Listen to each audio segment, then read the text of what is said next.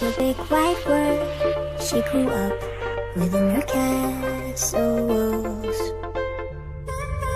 Now and then she tried to run, and then on a night with the setting sun, she went in the woods away, so afraid, all alone.